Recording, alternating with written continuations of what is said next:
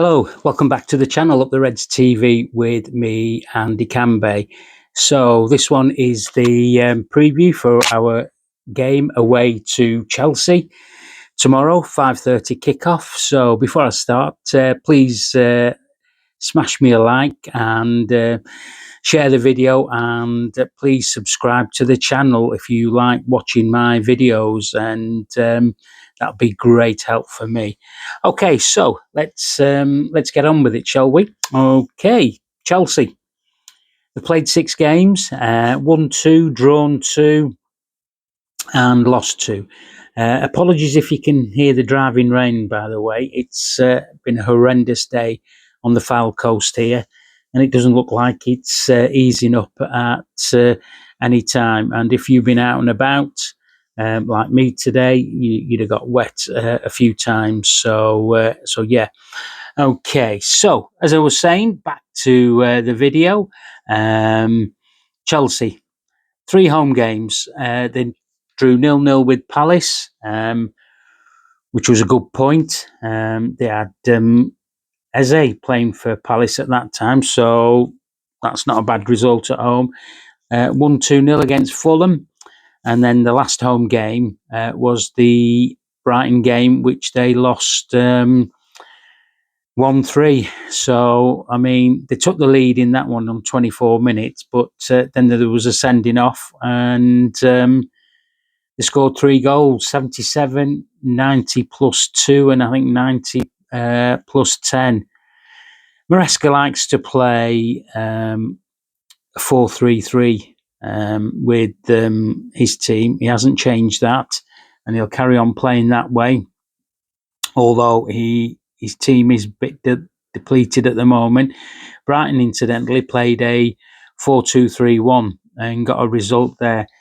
Chelsea had 13 shots in that game. 3 were on target. Brighton had 12 shots, and they had 3 on target, and obviously they scored from those 3. So, look, last time we played Chelsea, we got beat, but we all know why that was, because the players had already won the league and had their beach towels on the beach with them. So, as I said, Maresca, he likes playing 4-3-3, and but they have got issues with 8 players out injured. They've got suspensions as well. 5 of those players that are out injured and suspended are defenders. So you can see he's got a bit of an issue. They have a bit of a disciplinary problem with, is it 4 or 5 sendings off in all competitions? So yeah. Again, there's going to be changes at the back for them, with Chalobah being the last one who got sent off in the home game against Brighton. So looks like it'll be. This is my guess as a team. I've not spoke to anybody. I'm just going off the last couple of fixtures. Sanchez in goals. James right back. He could play centre half. Cucurella go left back. Hato will be a centre half. It could be James in there with him, or it could be Badish or Achimpong. In midfield, they've had Sancho, Sanchez, Caicedo, and Fernandes in there. The forward line, this could vary a bit. Astave, he could be there on the right hand side. Pedro through the middle, and Neto. Esteve right, Pedro through the middle. I mean, Neto, who normally plays on the left, could go on the right hand side, and he could bring Garnacho in, and play him on the opposite end. But we'll just have to wait and see what team turns up. Like I say, they're out of all sorts. Saying that, it's been a horrendous week for us, travel-wise, performances. We could have an argument about that. So let's get on to Arne Slot's press conference Okay.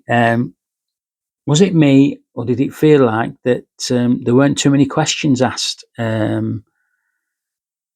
the journos on Arne's slot? Or should I say, there's normally quite a few questions that have been put to him that seem to not be many journals asked to put the question to Onslaught.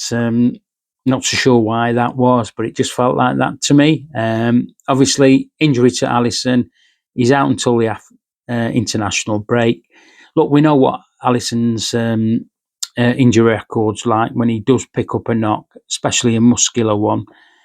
He's going to be out for quite a while. I'd imagine we will be lucky to see him come back in before the November international break, and I'm going to touch on that later as well with you. So look, he was asked about Gio Marmadashvili. He said, "Look, we brought in a very good keeper, especially after you see him perform in his first game, which was obviously the Southampton game. So yeah, he's got no issues on there."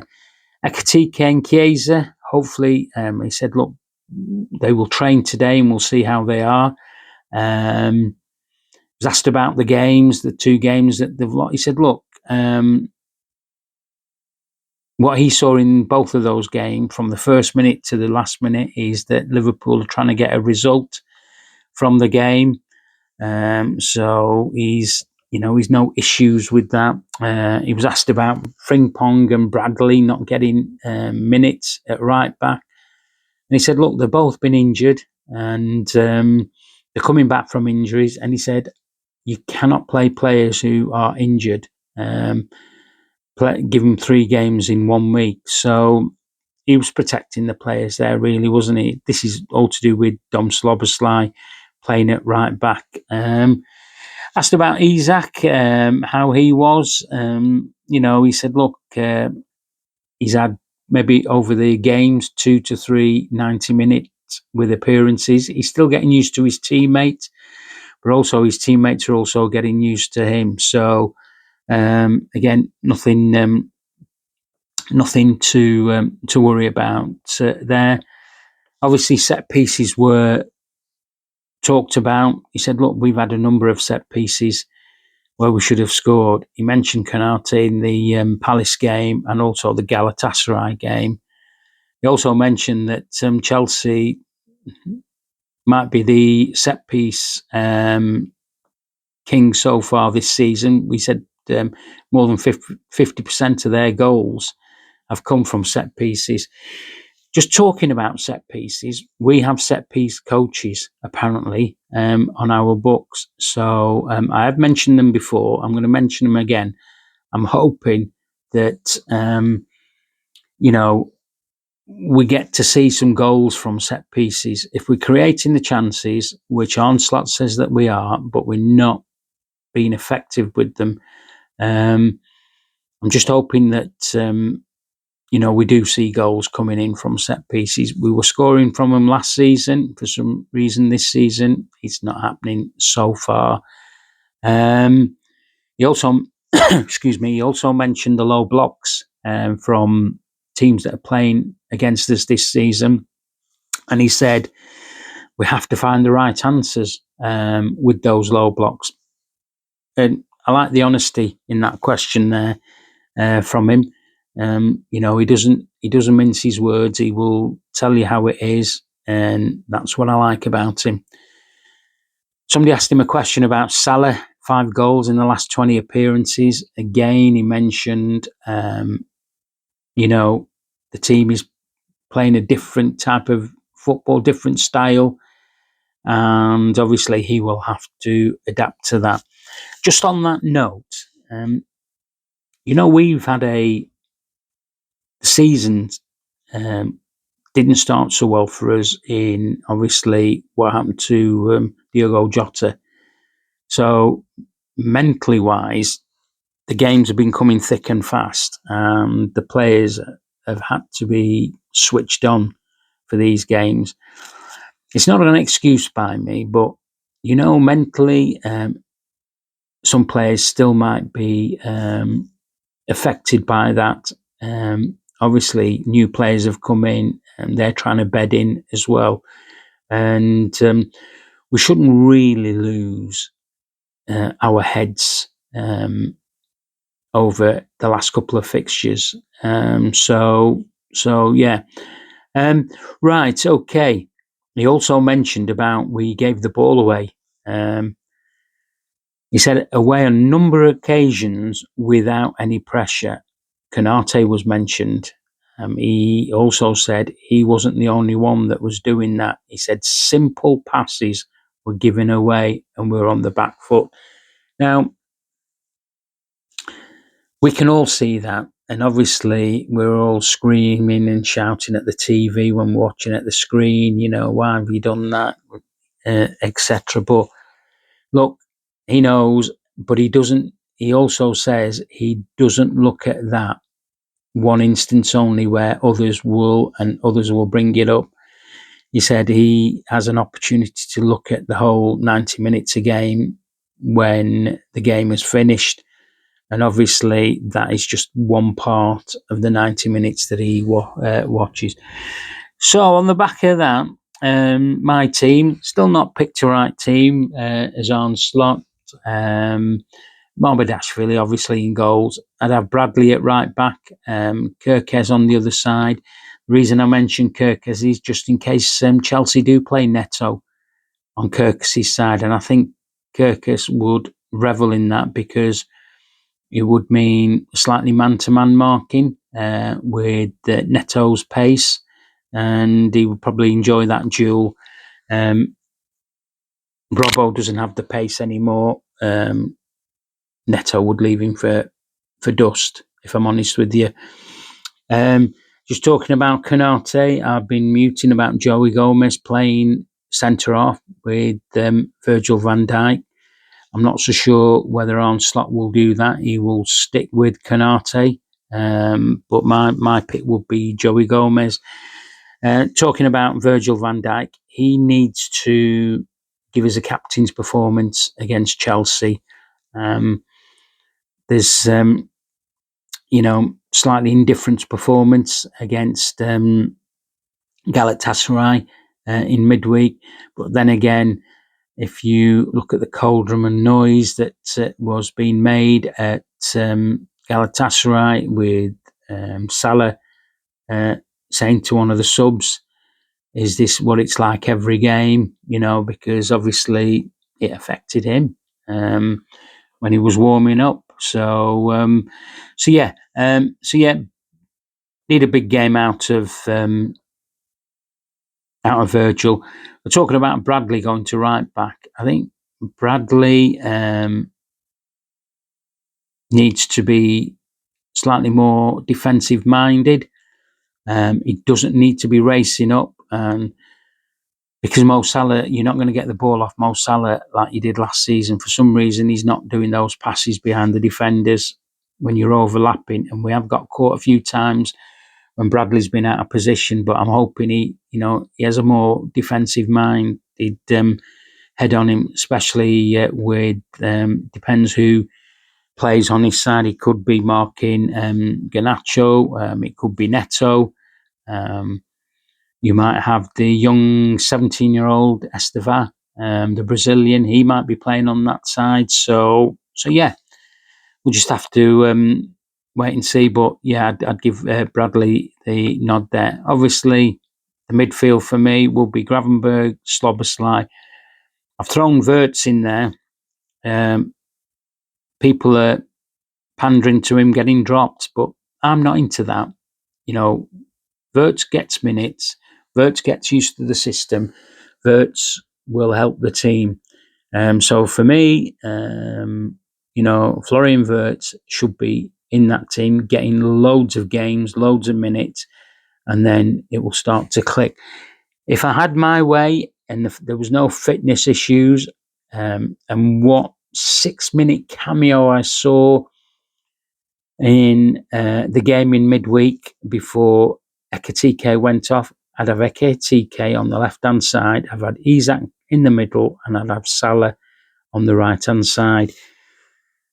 I'd be very surprised if that's going to be the case. It would probably be if Ekatike is, if we can get 30, 40 minutes out of him, 25 minutes even for that.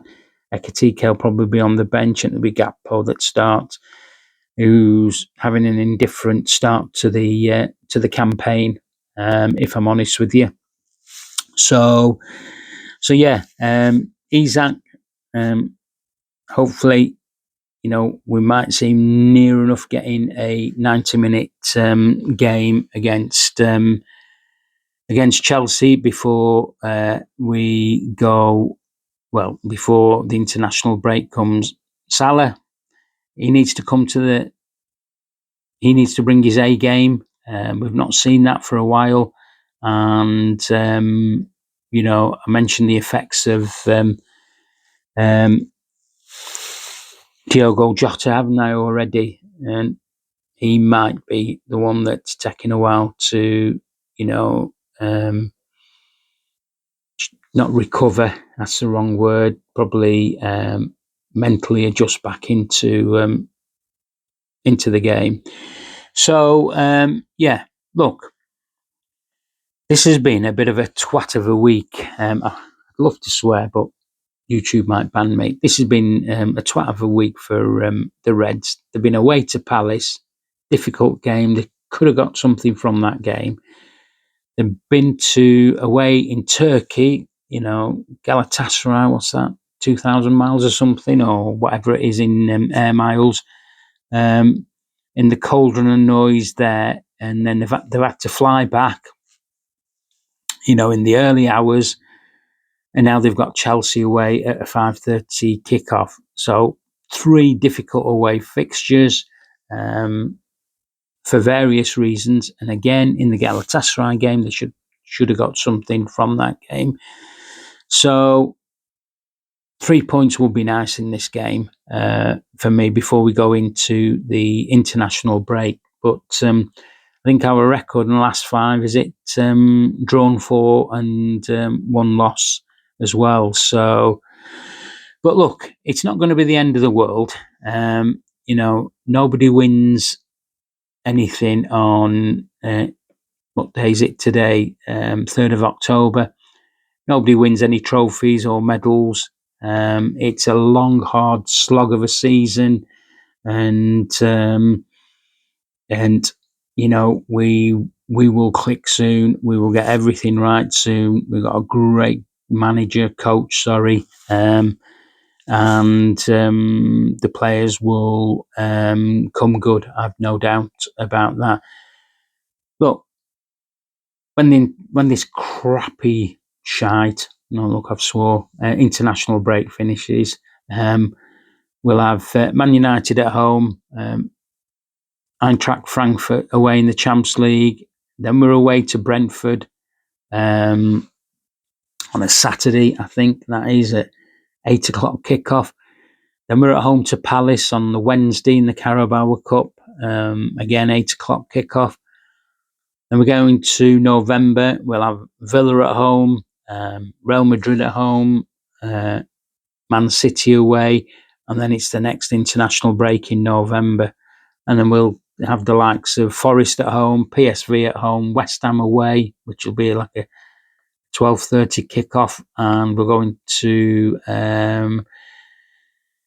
December with Sunderland at home. Okay, that's enough from me. That's my team. My thoughts about the game tomorrow. I hope that it will be an open game. There will be chances at both ends, no doubt about that. We just have to be clinical, especially in our open play, and obviously also in our set piece chances that we get. Chelsea do play a high lineup as well, so hopefully we can capitalise on that, and they play a high line at the set pieces as well, especially on the edge of the box. So hopefully our set piece coaches have been taking note and been putting some plan together there. Okay, again, if you like this video, please give me a thumbs up. I would really appreciate that. The more thumbs up I get, the more interest YouTube take. And please share it. And please subscribe if you are watching these videos but not subscribing to the channel yet. That would be brilliant. And tell your mates. Okay, I'll do a post-match tomorrow after the game. It will be out around about 9ish when I've digested the match and the details. Okay, enjoy your Friday evening. It's a curry night for me, and I will speak to you guys tomorrow. Up the Reds.